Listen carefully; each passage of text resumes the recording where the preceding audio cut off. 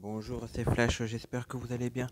On se retrouve aujourd'hui pour une petite vidéo euh, qui va récapituler un petit peu ce qui a été dit au live qui s'est pas très bien passé, faute un petit peu de ma connexion 4G, donc en fait streamer tout en partageant la vidéo sur YouTube, ça s'est pas très bien passé, il y a eu beaucoup de bugs, donc du coup on n'entendait rien. Euh, donc du coup j'ai dit je vais quand même faire une petite vidéo parce que suite à ce live il y a eu un petit live entre dire Discord qui a été fait où on a pu discuter. Et donc du coup il y a certaines choses qui sont ressorties. Donc on va parler un petit peu déjà de la metagame actuelle, donc qui est toujours celle qu'on a eue en janvier, donc avec l'arrivée de Black Flash et d'Impulse. Black Flash qui est quand même énormément toujours présent dans cette metagame. Donc ça, on n'en démord pas. Du Black Flash, on le voit surtout en siège, on le voit beaucoup aussi en PvP. Black Flash qui est notamment accompagné la plupart du temps de Martien Manhunter. Donc c'est le deuxième lead qu'on voit assez souvent, le premier lead. Ensuite, qu'est-ce qu'on a pu remarquer dans ce metagame, c'est que Sheta est quand même assez en baisse sur les tableaux. Puisque Sheta a le même pouvoir que Marcia Manhunter, mais elle donne des bonus de force plutôt que des consciences. Donc du coup, elle a un rôle défensif qui est beaucoup moins puissant que celui de Marcia Manhunter. Donc du coup, on la voit un petit peu moins.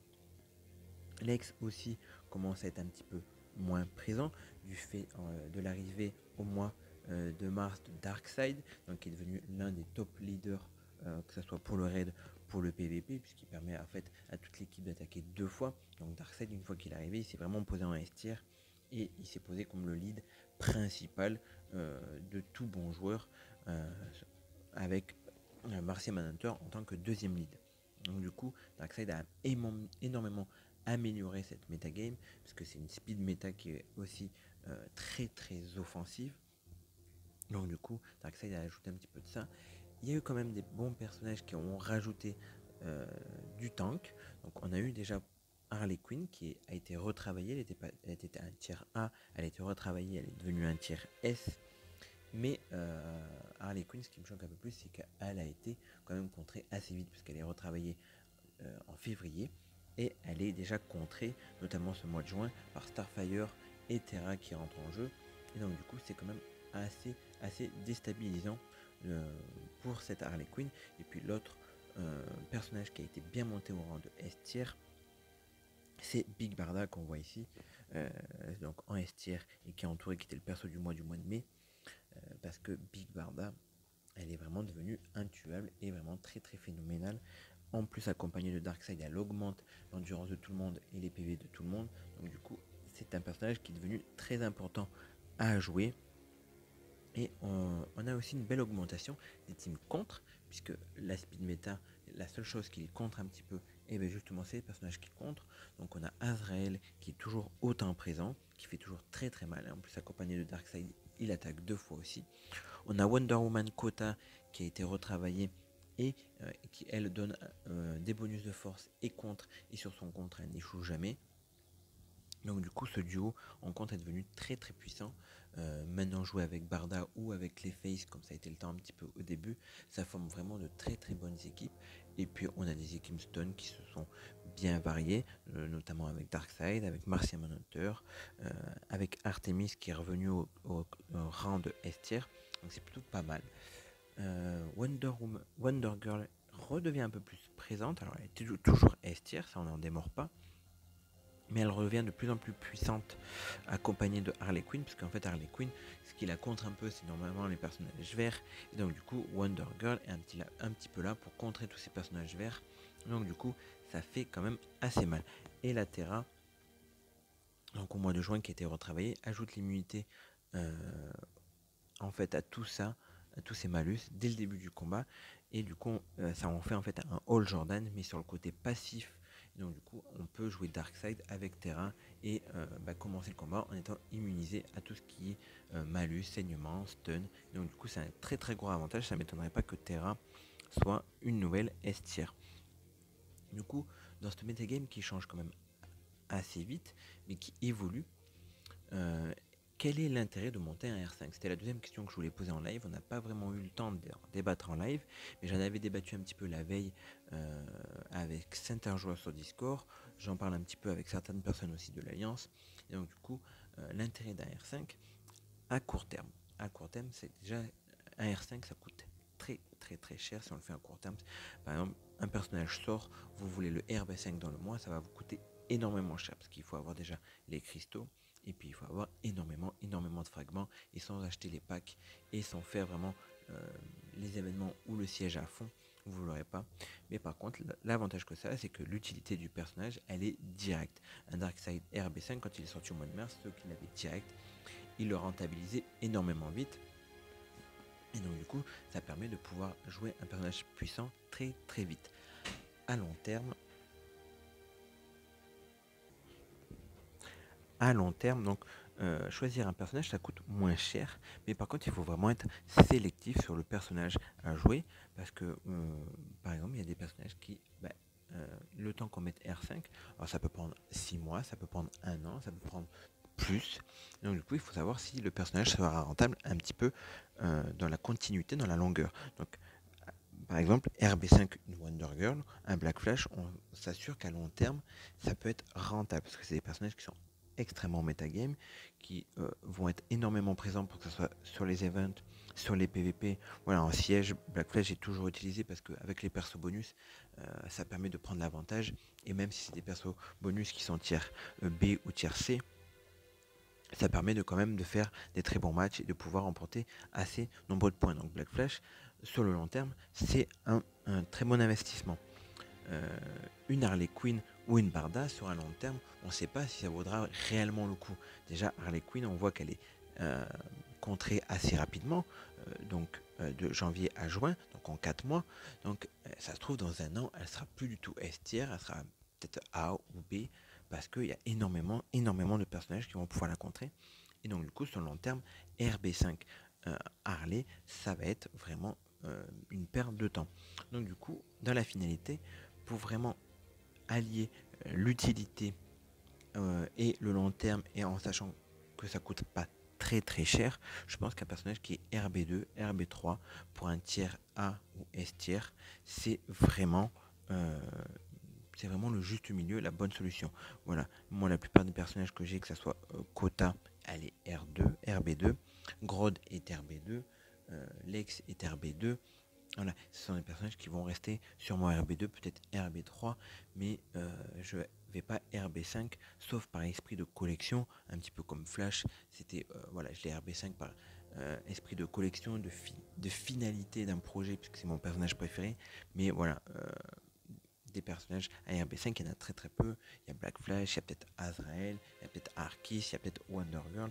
Mais voilà, c'est des personnages qui sont très peu controversés, qui ont très peu de chances d'être controversés à l'avenir. Ensuite, la chose que je voulais aborder aussi pendant le live, c'était finalement les persos bonus du raid qu'on a. Alors, perso bonus du raid maintenant, est-ce que ça signifie aussi vraiment quelque chose? Et pour ça, je suis pas trop sûr parce que finalement, depuis qu'on a Darkseid et Superwoman, les raids sont un petit peu monotones, ils tournent un petit peu avec les mêmes équipes, Darkseid, Superwoman, Arceus, et puis ça roule très bien sur les raids. Donc là, en plus, sur les personnages bonus, on n'a pas non plus vraiment des personnages tip top en bonus de raid. Alors, est-ce que je vais les retrouver en bonus de raid? On les avait pas très longtemps et on les a déjà plus.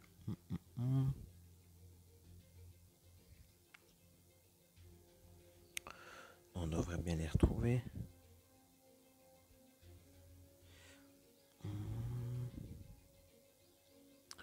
Raid. Donc finalement, on se retrouve donc là avec des personnages règles en multiplicateur 5. Donc on a Metallo, Blackflyer qui est attendu et Ares. Donc alors Metallo, ça fait plusieurs mois qu'ils le sortent soit en x3, soit en x2, là maintenant en x5. Donc il fait pas énormément de dégâts, il provoque en début, donc on sait que la provoque ça sert pas à grand chose. Donc voilà, en rouge, Superwoman est largement mieux. Blackflyer, peut-être qu'elle pourrait être utilisée, puisque si vraiment elle est attaquée par des persos qui ont des bonus, ça va vraiment se poser des forces améliorées. Donc c'est des fois, il y a, alors je sais pas ce que c'est qu'ils font, c'est les héros de nouveau, donc c'est la Trinité. Ah non, c'est Superboy Prime. Bon, Superboy Prime, il n'a pas vraiment de bonus en plus, donc elle va pas gagner énormément de bonus de force, donc un petit peu inutile. Ares, lui, il est fort que si il est enragé ou autre, donc bon, c'est un petit peu bof. En multiplicateur x3, bah Atom c'est pareil, Atom on l'avait eu en x5, il faisait déjà pas de dégâts, donc en x3, il fera pas beaucoup de dégâts non plus. Starfire pourra peut-être être utilisé, soit pour éviter un bug, soit euh, pour stun un petit peu, sachant qu'en plus avec Darkseid elle va attaquer 2 fois son 1, donc elle va pouvoir vraiment se booster en bonus d'intelligence, donc peut-être qu'elle fera un peu plus mal. Jericho, bon il a son 7 sur le silence, donc je suis pas sûr qu'en x3 il faut énormément mal, mais en x2 ça fait vraiment pas assez mal. Deadshot, déjà en chef ne sera pas servi. Terra est plus un personnage de soutien, donc elle fera pas énormément de dégâts, et Spectre non plus. Donc je pense que vraiment la seule qui pourrait être utile, les deux seuls qui pourraient être utiles, c'est le duo de sœurs Fire, vraiment au menu au moment du raid. Et ensuite, donc dernière chose que je vais parler, c'est parce qu'on les a eu pendant le live Discord finalement, c'est les personnages du mois de juillet, et là énorme déception. D'une part, pas déception au niveau des personnages, mais déception au niveau de la couleur. C'est un mois, donc Superman, qui sera 100% vert. Donc les deux nouveaux, les deux retravaillés. Donc ça va être un mois qui va être largement chargé niveau vert. Donc il y a Eradicator, donc, qui est le personnage qu'on voit ici de droite, qui sera le personnage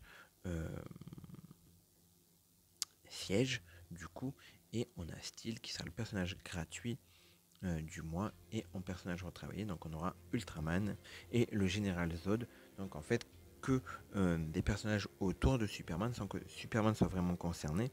Donc on a 3 ennemis de Superman et un nouvel allié de Superman.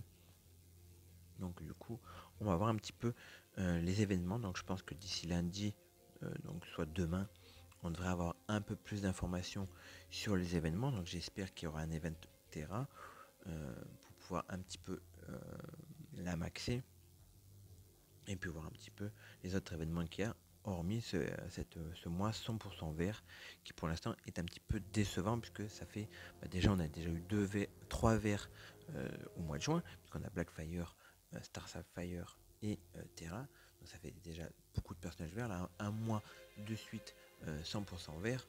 Bon, j'espère vraiment qu'en août on aura un mois que du rouge et bleu pour changer un petit peu quoi. Donc voilà un petit peu pour ce récapitulatif du live que je veux vous les faire. N'hésitez pas à liker, à partager. Je vais faire tout de suite la vidéo stratégique sur Constantine, parce qu'il y avait égalité, et comme Constantine c'est un personnage que j'ai maxé, je vais préférer faire sa fille stratégique, mais Killer Frost je la mets de côté très prochainement, puisque c'est un personnage que j'aimerais monter, donc ça va dépendre aussi des sets du mois de juillet. Mais si les sets sont bof, peut-être que je la monterai avant. S'il y a des personnages qui sont meilleurs sur le mois de juillet, je serai obligé de la mettre un petit peu de côté pour plus tard. Voilà, donc n'hésitez pas à liker, à commenter la vidéo. Et puis en attendant la prochaine, je vous dis bonjour à tous.